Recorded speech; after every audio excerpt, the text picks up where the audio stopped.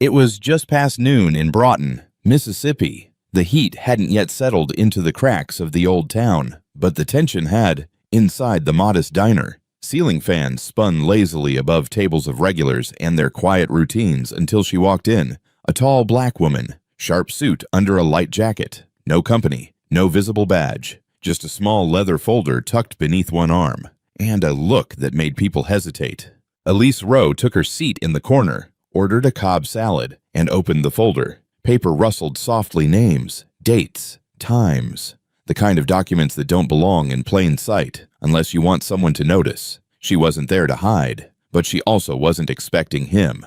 Officer Jared Flint, 29, third-generation Broughton PD, stepped into the diner after a noise complaint call that turned out to be a couple of kids laughing too loud in a parking lot. He needed coffee. What he saw instead was what he'd been trained unofficially to interpret as unusual: a black woman alone, watching, writing, reading. He squinted, adjusted his duty belt, and made a decision. She didn't look up when he approached. She was used to this part. "You waiting for someone?"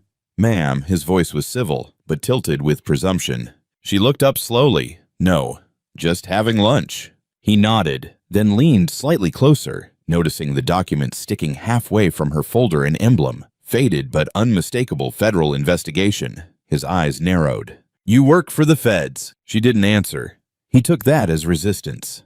"I've had folks come in here pretending to be all kinds of things. Next thing you know, they're live streaming, screaming about rights and threats. It's a dangerous time to be wearing the wrong uniform, even if it's pretend."